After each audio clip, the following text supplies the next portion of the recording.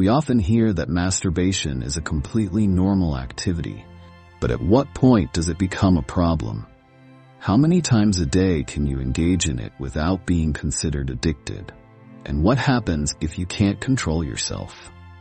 These are critical questions we'll explore together today. Why should you consider giving up this habit, even though it seems harmless? Behind its normality lies hidden risks. First, let me apologize if this approach seems bold, but my goal is to help you recognize one of the major challenges of our time. This habit not only weakens your willpower, but also harms both younger and older generations, robbing them of the opportunity to live stronger and more confident lives. In this video, we'll delve into how masturbation impacts the brain from both scientific and philosophical perspectives. We'll also uncover valuable lessons from Stoicism to help you overcome this habit. Don't forget to subscribe to the channel and turn on notifications to stay updated with more helpful content. Let's start now by revisiting perspectives on masturbation.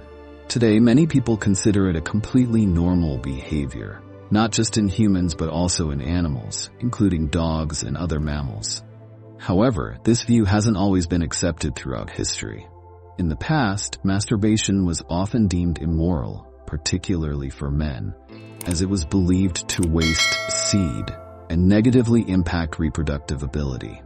For women, masturbation was seen as a reason for distancing themselves from men, as they could find pleasure without assistance from a partner. Beyond these moral concerns, masturbation was also thought to cause illness, making it something to be avoided entirely. But that's a thing of the past.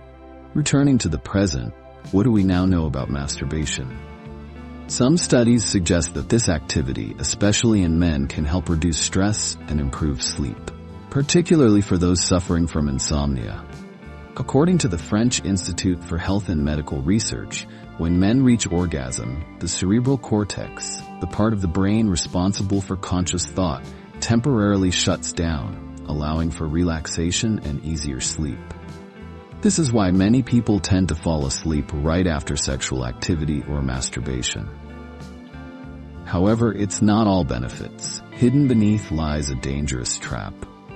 Masturbation triggers the release of dopamine, a hormone that creates feelings of pleasure, eases stress, and provides a sense of reward. While dopamine offers temporary relief, it can also lead to addiction for some individuals. As the body becomes accustomed to receiving dopamine through this activity, they may lose control and become dependent on it as the sole source of satisfaction. This can result in serious mental and physical consequences. If you regularly follow the content on this channel, you'll gain a deeper understanding of the hidden impacts of this behavior and learn how to maintain balance in life. According to the Diagnostic and Statistical Manual of Mental Disorders, DSM, hypersexual disorder is classified as a compulsive behavior that can cause severe mental and familial harm. Those trapped in this cycle often lose control over themselves, becoming slaves to their desires and victims of their lack of self-discipline. As a result, they may seek unhealthy sexual relationships, such as with prostitutes, or engage in promiscuous sexual activities. Even more concerning, many of these individuals are drawn to excessive consumption of pornographic content, a method by which the brain becomes saturated with dopamine to achieve pleasure. Masturbation addiction is not merely a repetitive behavior.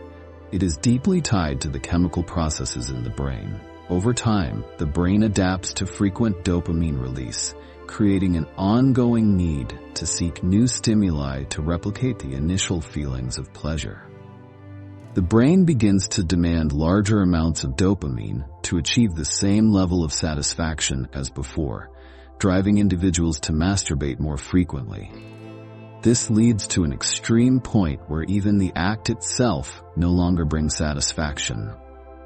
At this stage, the brain responds by blocking dopamine receptors to prevent overload. As a result, the individual becomes trapped, performing the act without deriving pleasure. leading to mounting frustration and dissatisfaction. This phenomenon is no different from other forms of addiction, like an alcoholic drinking to the point of losing control or a sugar addict eating chocolate until they feel sick.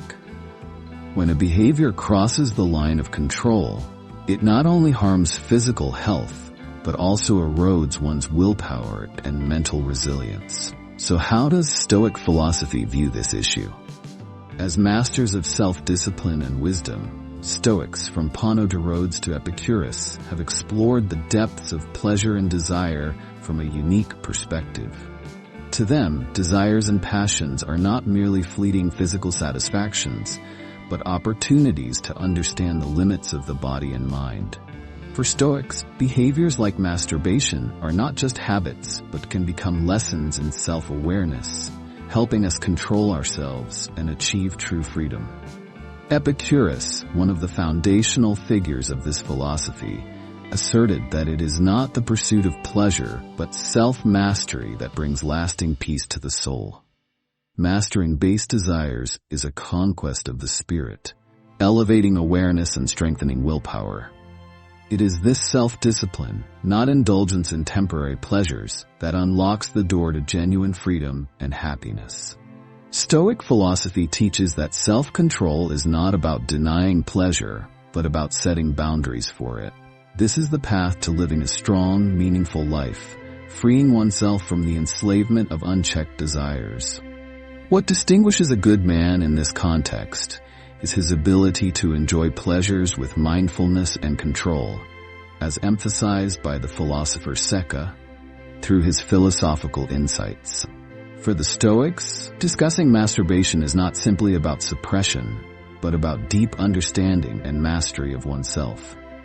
It is not the rejection of physical pleasure, but the redirection of emotions toward a journey of self-discovery, fostering greater mental and spiritual growth. Every action we take, no matter how small, leaves consequences not only for ourselves, but also for the natural order of the universe. When we allow ourselves to be consumed by intense desires and lose control, such as in the case of excessive masturbation, we sever the harmonious connection with nature, a value deeply cherished by the Stoics. Instead of achieving inner balance, we become prisoners of these desires, leading to anxiety and a loss of true serenity. Compulsive masturbation not only inflicts physical harm, but also creates a whirlwind of negative emotions where guilt, shame, and dissatisfaction become constant companions. Stoic philosophy encourages individuals to learn how to manage intense emotions through self-awareness and self-regulation.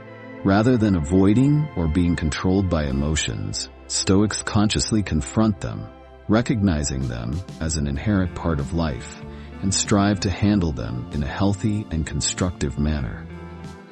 They emphasize that true inner peace does not come from the immediate gratification of desires, but from the ability to master oneself and find joy in simplicity and morality.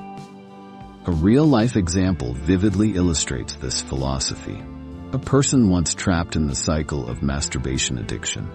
Initially, they sought comfort and temporary pleasure through this behavior, but it eventually led to emotional turmoil, plagued by feelings of guilt and dissatisfaction. Instead of allowing themselves to spiral further, this individual chose to confront the issue by applying lessons from Stoic philosophy. Through practicing self-discipline and self-regulation, they gradually broke free from the negative cycle, achieved inner peace, and experienced a profound positive transformation. This story serves as a testament to the transformative power of self-control and mindful living as taught by Stoicism.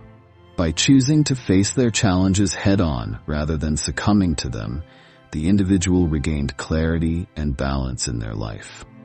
This process highlights a core tenet of Stoic philosophy, that true freedom and happiness lie in mastering one's desires and emotions rather than being ruled by them. Through deliberate effort and introspection, the person not only overcame their addiction, but also cultivated a stronger sense of purpose and self-worth.